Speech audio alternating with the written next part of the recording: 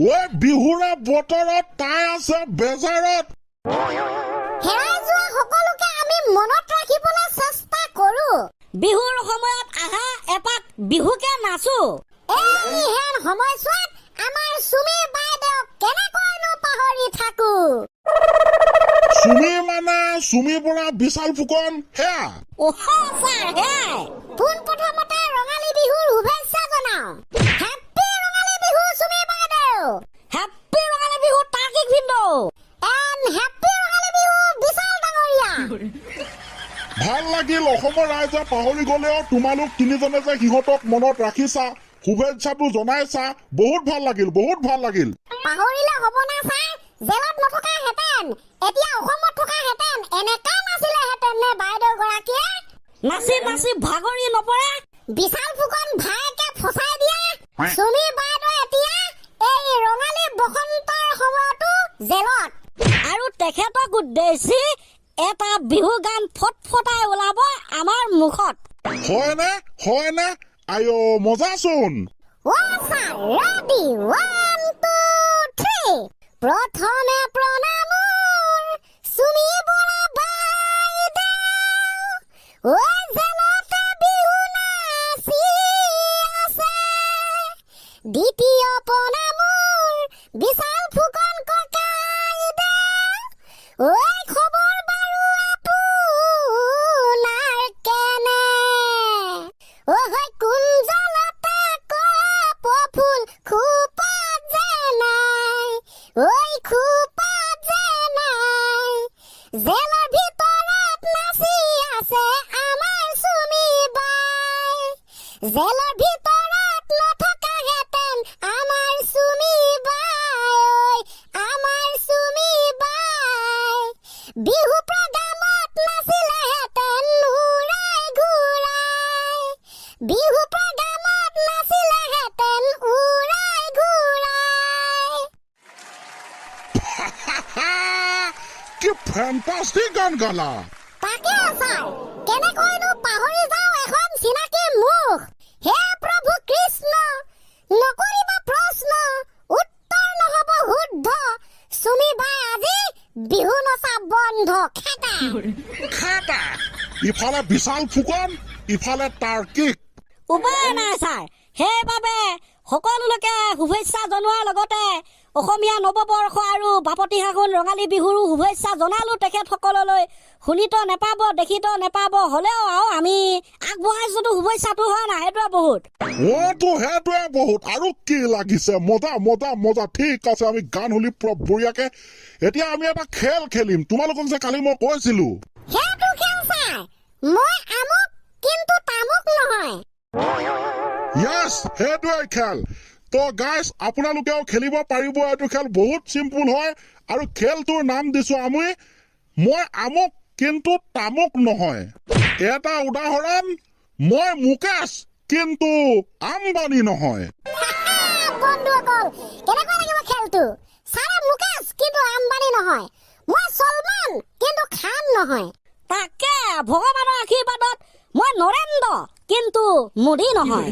আৰে ভাই সাহেব, মই অক্ষয় কিন্তু কুমাৰ নহয়। আৰে মই কৰিশ্মা কিন্তু নাথ নহয়। মই হুকুৰ কিন্তু আলি নহয়। আৰু মই ভিক্টৰ কিন্তু দাস নহয়। মইতো ছাৰ জুবিন কিন্তু গায়ক নহয়। মইতো ভাই সাহেব ক্ৰিকেট জগতৰ মানুহ, মই বিৰাট কিন্তু কোহলি নহয়। মই কি কোনচা মাটি তলৰ মানুহ, মইও ক্ৰিকেট জগতৰ মানুহ। মই হৈছো ৰোহিত কিন্তু শৰ্মা নহয়। আৰু মই কি পিছ পৰি থাকিম নেকি? মইও কমটি বস্তু নাছিলো।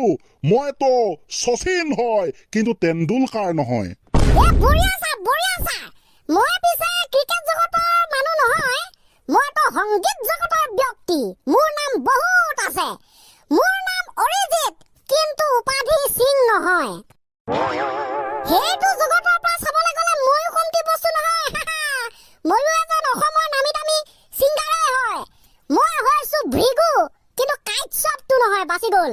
আৰু মোক কি ইমান আল্টু ফাল্টু ব্যক্তি পাইছিলে নেকি? মইও এজন খাটাৰা ছিংগাৰে হয়। মই নীল কিন্তু আকাশ নহয়, ওপৰত থাকি গ'ল আকাশখন। খেতা আৰে ये क्या हो रहा है?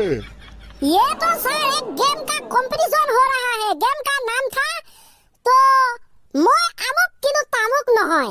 एकदम एकदम ऐसा ऐसा हो रहा है। गेम खतरा खतरा चल रहा है। मैं আমুক কিন্তু তামুক নহয়। আপোনালোকে কমেন্ট কৰক আপুনি কোন কিন্তু কোন নহয়। আপুনি আমুক কিন্তু তামুক নহয়। কমেন্ট কৰক।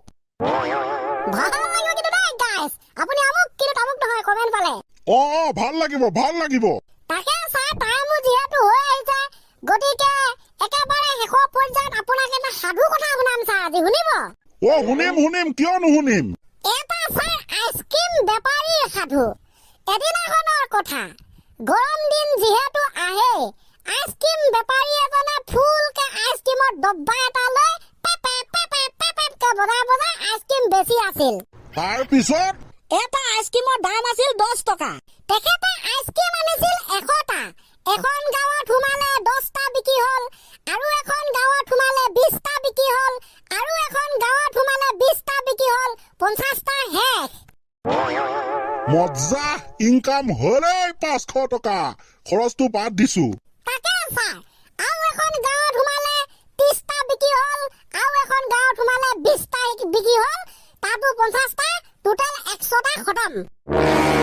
তাৰপিছত ভগৱানৰ আশীৰ্বাদত বিক্ৰী যিহেতু চব শেষ তেখেতে ঘৰলৈ গুচি গ'ল। গতিকে ইমানতে সাধু কথাটো শেষ। এইটো কি সাধু কথা ক'লা তুমি? একোচোন অৰ্থ পিঠই নাই। আহিলে আইচক্ৰীম বেপাৰীটো আইচক্ৰীম বেচিলে ঘৰলৈ গ'ল খতম। কি সাধু কথা হ'ল এইটো? মানে স্যার আইসক্রিম খিনিক লৈ যেহেতু সাধুটো ষ্টাৰ্ট হৈ আছিল আইসক্ৰিম দেখোন বিক্ৰী হৈয়ে খতম। তাৰপিছত আৰু কি বাকী থাকিলে স্যার? একো কাহিনী নোলালে দেখোন। হে জাতি এ সাধু গৈছা সাধু তোমালোকে স্বাৰ্থ পাতি দিছা পুৰা।